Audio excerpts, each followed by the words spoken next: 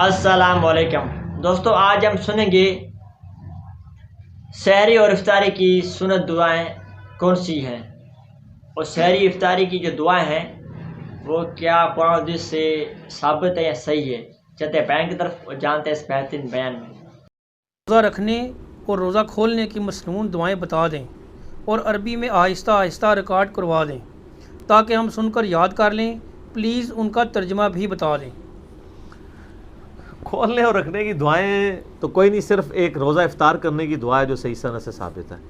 سنن ابی داؤد میں صحیح سند کے ساتھ ہے کہ سیدنا عبداللہ بن عمر رضی اللہ تعالی عنہما کے بارے میں وہ تابعی کہتے ہیں کہ عبداللہ بن عمر مٹھی کے بعد داڑھی کاٹ دیا کرتے تھے مطلقاً۔ ایک تو بخاری میں آتا ہے نا کہ حج اور عمرے پہ کاٹتے تھے، اس کے علاوہ بھی، اور حج و عمرے پہ جو کاٹتے تھے نا وہ انہوں نے حج سے 2 مہینے پہلے بڑھائی ہوئی ہوتی تھی۔ وہ یہ اجتہاد کرتے تھے جیسے میں نے سر کو حلق کروانا نا، میں داڑھی کے بال بھی کاٹ کے اپنی حاضری لگواؤں اللہ کی بارگاہ میں۔ تو ابو داؤد کی حدیث کے الفاظ ہیں کہ عبداللہ بن عمر مٹھی کے بعد داڑھی کاٹ دیا کرتے تھے، اور دوسرا وہ افطار کے وقت دعا پڑھا کرتے تھے، ذهب الظمأ وابتلت العروق وثبت الاجر انشاءاللہ۔ ذهب الظمأ، پیاس چلی گئی، یہ ظما میں زوئیں ہیں جسے اردو میں کہتے ہیں ضا عربی میں۔ ذهب الظمأ وابتلت العروق، اور رگیں تر ہو گئیں۔ ذهب الظمأ وابتلت العروق وثبت الاجر انشاءاللہ، اور اللہ کے حضور ہمارا اجر پکا ہو گیا۔ اور ظاہر ہے کہ یہ روزہ کھولنے کے بعد کی دعا ہے، پہلے کی نہیں ہے، یعنی جب آپ پانی پی لیں، رگ تر کر لیں۔ یہ ایک دعا ثابت ہے افطار کے وقت، بلکہ سنن ابن ماجہ میں حدیث ہے کہ روزہ دار کی دعا قبول ہوتی ہے خصوصاً افطار کے وقت۔ افطار کے وقت آپ تمام مسنون دعائیں کریں، صبح شام کے جو اذکار میں شام کے اذکار ہیں وہ بھی کریں، اور دعائیں کریں صبح شام کے اذکار جو بلو کارڈ پہ ہیں، گرین کارڈ والی دعائیں کریں، قرآنی دعائیں کریں، جتنی مرضی دعائیں مانگیں، اور یہ والی دعا افطار کے بعد ہے۔ باقی یہ جو پبلک میں ایک مشہور دعا ہے نا، اللہم انی لک صمت وبک آمنت وعلیک توکلت وعلی رزقک افطرت، پہلے تو یہ دعا ہی انہوں نے نا ضرب تقسیمیں لگا کے لمبی کی ہوئی ہے۔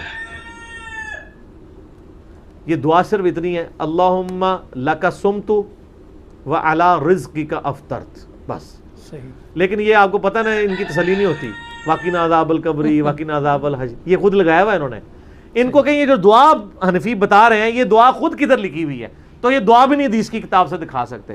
یہ بھی ابو داؤد میں ہے، لیکن اس کے ساتھ امام داؤد نے لکھا ہے کہ یہ مرسل روایت ہے، یہ تابعی نبی علیہ السلام سے بیان کر رہا ہے، اس کی حدیث کی سند ہی مکمل نہیں، یہ یعنی ضعیف ہے، ضعیف میں بھی لوس درجے کے اوپر ہے۔ صحیح۔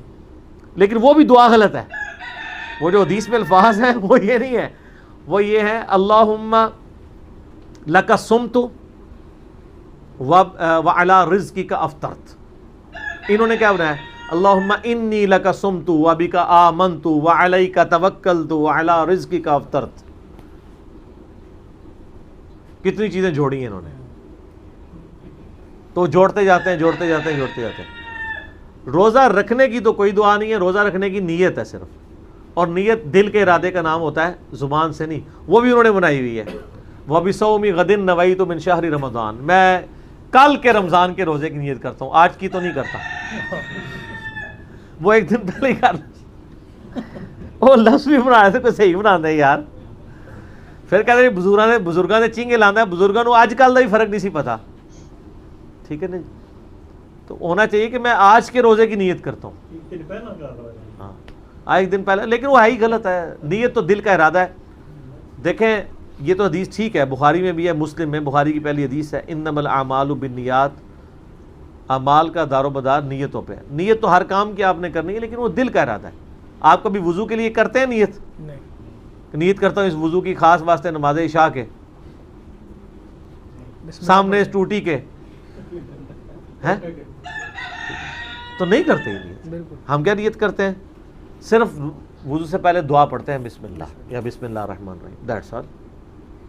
باقی اور یہ ساری نیتیں بھی جو ہے نا یہ دعائیں ہوتی ہیں، نیت کہیں بھی نہیں آتی ہے، نہ نماز کی کوئی نیت ہے، نہ کوئی روزے کی نیت ہے، اور حج کے لیے ہے وہ بھی نیت نہیں، اس کو دعا ہی کہنا چاہیے۔ تو باقی تو جتنی بھی صبح شام کے اذکار ہیں وہ سب کی سب دعائیں ہیں. تو آپ یہ دعا مانگیں ذهب الظمأ وابتلت العروق وثبت الاجر انشاءاللہ. اگر عربی میں نہیں آتی کوئی مسئلہ نہیں, آپ اردو میں مانگ لیں کہ پیاس چلی گئی, رگیں تر ہو گئیں اور اللہ کے حضور ہمارا اجر پکا ہو گیا انشاءاللہ تعالی. اور اس کے علاوہ آپ مغفرت کی دعا کریں. ابن ماجہ میں عبداللہ بن عمر بن عاص کے بارے میں آتا ہے کہ وہ کہتے تھے کہ یہ چونکہ قبولیت کا وقت ہے تو وہ اپنے لیے مغفرت کی دعا کیا کرتے تھے.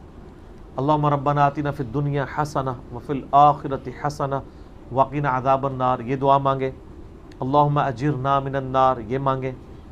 ٹھیک ہے, رب اجعلنی والی دعا مانگے. اور جتنی دعائیں آپ کو یاد ہیں افطار کے آخری یعنی افطار سے جسٹ 5 منٹ پہلے دعائیں مانگنا شروع کرتے ہیں, اور وہ قبولیت کا وقت ہے, آپ دعا مانگتے تھے. باقی جو روزہ کھولنے کے بعد کی دعا ہے نا بس وہی ثابت ہے, نہ روزہ رکھنے کی کوئی دعا ہے. ہاں سحری سے پہلے بسم اللہ پڑھ لیں اور افطار کے وقت بھی بسم اللہ پڑھ لیں, وہ تو ہے جنرل, اور کوئی دعا نہیں ہے, وہ جنرل دعا ہی ہے.